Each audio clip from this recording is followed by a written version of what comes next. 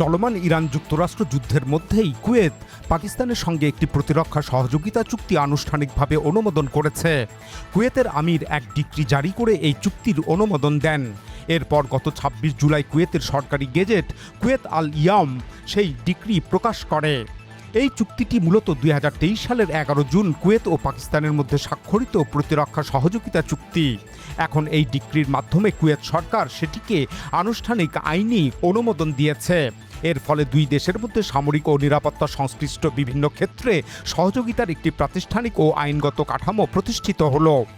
এখানে প্রশ্ন জাগে, ৩ বছর আগের চুক্তি এখন কেন আনুষ্ঠানিকভাবে অনুমোদন করে প্রকাশ করা হলো? আসলে চলমান ইরান যুক্তরাষ্ট্র যুদ্ধের কারণে মধ্যপ্রাচ্যে একটি নতুন নিরাপত্তা বাস্তবতার সৃষ্টি হয়েছে। এই প্রেক্ষাপটে ২০২৩ সালের ওই প্রতিরক্ষা চুক্তির পরিধি বাড়ানো নিয়ে গত বেশ কিছুদিন ধরেই দুই দেশের মধ্যে আলোচনা চলছিল।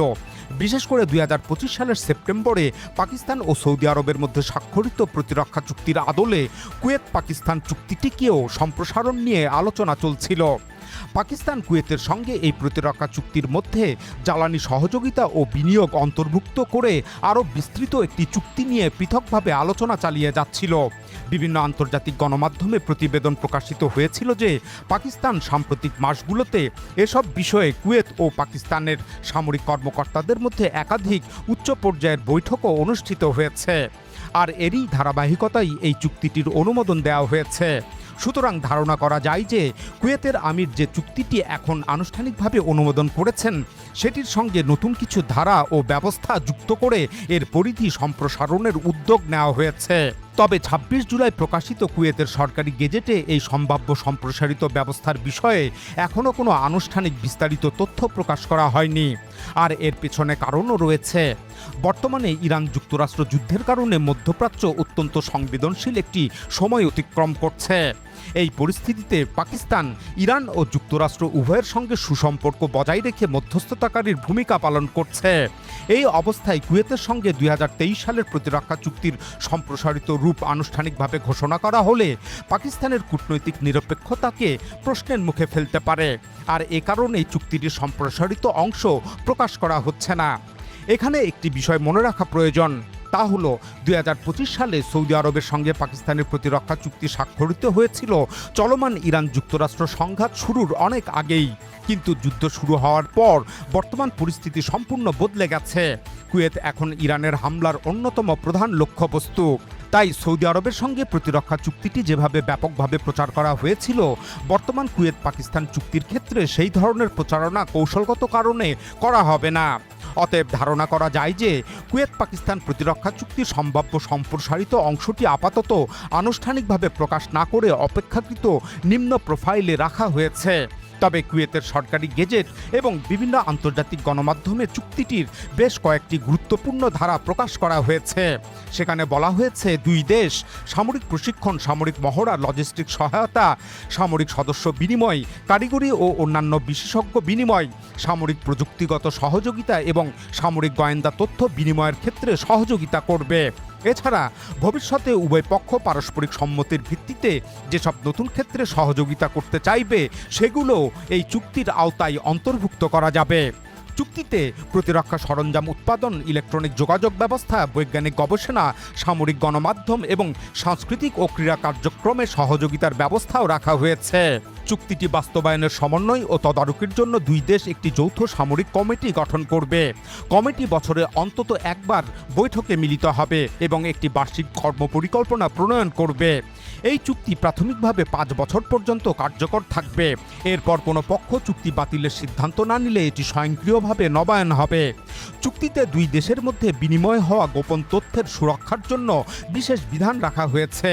কোনো পক্ষের লিখিত সম্মতি ছাড়া কোনো শ্রেণীবদ্ধ নথি, তথ্য এবং অন্যান্য উপকরণ কোনো তৃতীয় পক্ষের কাছে হস্তান্তর করা যাবে না।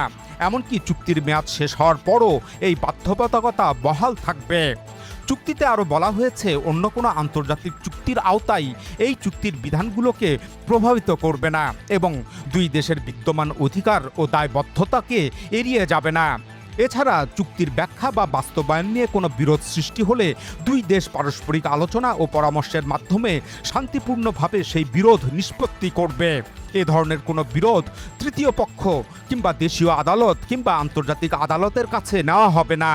সুতরাং সব মিলিয়ে বোঝা যায় এটি শুধু সামরিক প্রশিক্ষণ বা যৌথ মহড়ার মধ্যে সীমাবদ্ধ কোনো সাধারণ প্রতিরক্ষা সহযোগিতা চুক্তি নয়, বরং ভবিষ্যতে দুই দেশের মধ্যে আরও বিস্তৃত সামরিক প্রযুক্তিগত ও কৌশলগত সহযোগিতা গড়ে তোলার জন্য একটি প্রাতিষ্ঠানিক ও আইনগত ভিত্তি তৈরি করা হয়েছে। তবে প্রশ্ন হলো, এর পেছনে কি ধরনের ভূরাজনৈতিক হিসাব নিকাশ কাজ করছে? বস্তুত কুয়েতের আমির কর্তৃক এই প্রতিরক্ষা সহযোগিতা চুক্তির অনুমোদন উপসাগরীয় অঞ্চলে পাকিস্তানের প্রতিরক্ষা অংশীদারিত্ব সম্প্রসারণের বৃহত্তর উদ্যোগের অংশ। এতে বোঝা যায় উপসাগরীয় দেশগুলো এখন নিজেদের নিরাপত্তার ক্ষেত্রে পাকিস্তানকে আগের তুলনায় অনেক বেশি গুরুত্বপূর্ণ অংশীদার হিসাবে দেখতে শুরু করেছে।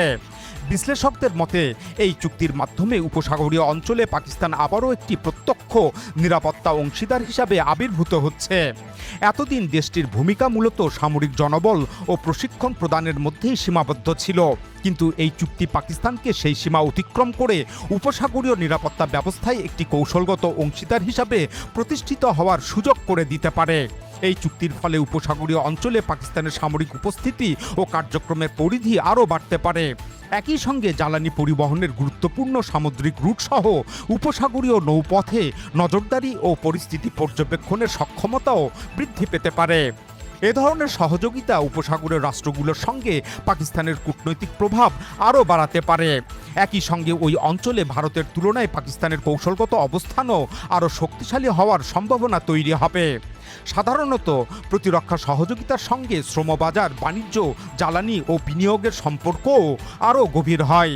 ফলে এই চুক্তি পাকিস্তানের আঞ্চলিক অর্থনৈতিক সংযোগ এবং বৃহত্তর অর্থনৈতিক একীভূতকরণকেও আরও শক্তিশালী করতে পারে। বিশ্লেষকদের মতে বিশ্ব ব্যবস্থা ক্রমেই আরও বিভক্ত হয়ে পড়ছে। এই বাস্তবতায় আরব রাজতান্ত্রিক দেশগুলো নিরাপত্তা ও কৌশলগত সহযোগিতার ক্ষেত্রে ক্রমশ চীন, তুরস্ক এবং দক্ষিণ এশিয়ার দেশগুলোর দিকে ঝুঁকছে। পাকিস্তানের সঙ্গে কুয়েতের এই প্রতিরক্ষা সহযোগিতা সেই পরিবর্তিত বাস্তবতারই একটি উদাহরণ। বিশ্লেষকদের মতে ক্রমবর্ধমান বহুমেরুকেন্দ্রিক বিশ্ব ব্যবস্থায় নিজেদের নিরাপত্তা নিশ্চিত করতে কুয়েত এখন কূটনৈতিক ও প্রতিরক্ষা অংশীদারিত্বে কেবলমাত্র যুক্তরাষ্ট্র এবং ন্যাটো সদস্য দেশগুলোর ওপর নির্ভর করতে চাইছে না। ইরান যুক্তরাষ্ট্র যুদ্ধের পর সৃষ্ট নতুন বাস্তবতা এই প্রবণতাকে আরও ত্বরান্বিত করেছে। কারণ ভবিষ্যতে উপসাগরীয় অঞ্চলে যুক্তরাষ্ট্রের সামরিক উপস্থিতির ধরন পরিবর্তিত হতে পারে। এমন আলোচনা ইতিমধ্যেই বিভিন্ন মার্কিন কৌশলগত মহলে শুরু হয়েছে। অনেক বিশেষজ্ঞদের মতে ভবিষ্যতে যুক্তরাষ্ট্র বৃহৎ স্থায়ী সামরিক ঘাঁটির পরিবর্তে অপেক্ষাকৃত ছোট ঘাঁটির ওপর গুরুত্ব দিতে পারে। এই প্রেক্ষাপটে কুয়েত একটি পারমাণবিক অস্ত্রধারী মুসলিম রাষ্ট্র হিসাবে পাকিস্তানের সঙ্গে প্রতিরক্ষা সহযোগিতা আরও গভীর করার কৌশল গ্রহণ করেছে বলেই প্রতীয়মান হয়। তবে কুয়েতে পাকিস্তান স্থায়ী সামরিক ঘাঁটি প্রতিষ্ঠার সম্ভাবনা তুলনামূলকভাবে কম। এর পরিবর্তে যৌথ সামরিক মহড়া, পর্যায়ক্রমিক সেনা মোতায়েন, সামুদ্রিক টহল এবং প্রতিরক্ষা সক্ষমতা বৃদ্ধিমূলক কর্মসূচির সম্ভাবনাই বেশি। এক্ষেত্রে ভবিষ্যতে কুয়েত পাকিস্তান চীনের যৌথভাবে তৈরি JF-17 থান্ডার যুদ্ধবিমান কেনার বিষয়টিও বিবেচনা করতে পারে, কারণ পশ্চিমা সমমানের যুদ্ধবিমানের তুলনায় এই বিমানগুলোর মূল্য কম এবং সম্ভাব্য নিষেধাজ্ঞাজনিত ঝুঁকিও তুলনামূলকভাবে কম। এখন প্রশ্ন হলো, কুয়েতের সঙ্গে পাকিস্তানের এই প্রতিরক্ষা সহযোগিতা চুক্তিকে ইরান কিভাবে দেখবে?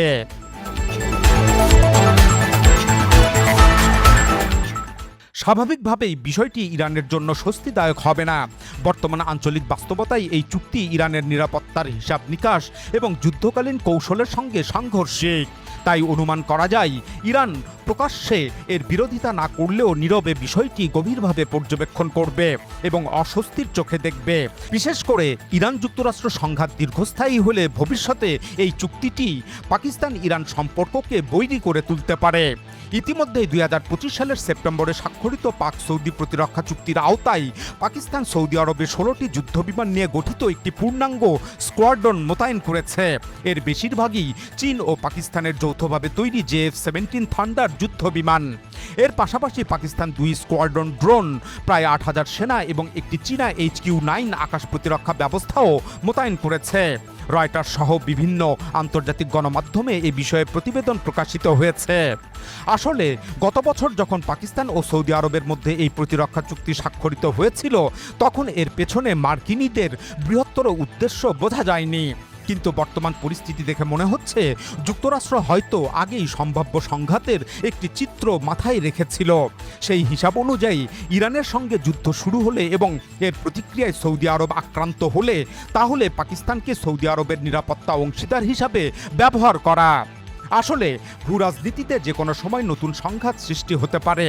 তারপরও পাকিস্তান সৌদি আরবের সঙ্গে একটি প্রতিরক্ষা চুক্তি স্বাক্ষর করেছিল। এর পেছনে পাকিস্তানের অর্থনৈতিক বাস্তবতা কাজ করেছে। স্টেট ব্যাংক অব পাকিস্তানের সর্বশেষ তথ্য অনুযায়ী পাকিস্তানের মোট বৈদেশিক মুদ্রার রিজার্ভ এখন মাত্র 22 বিলিয়ন মার্কিন ডলারের কিছু বেশি।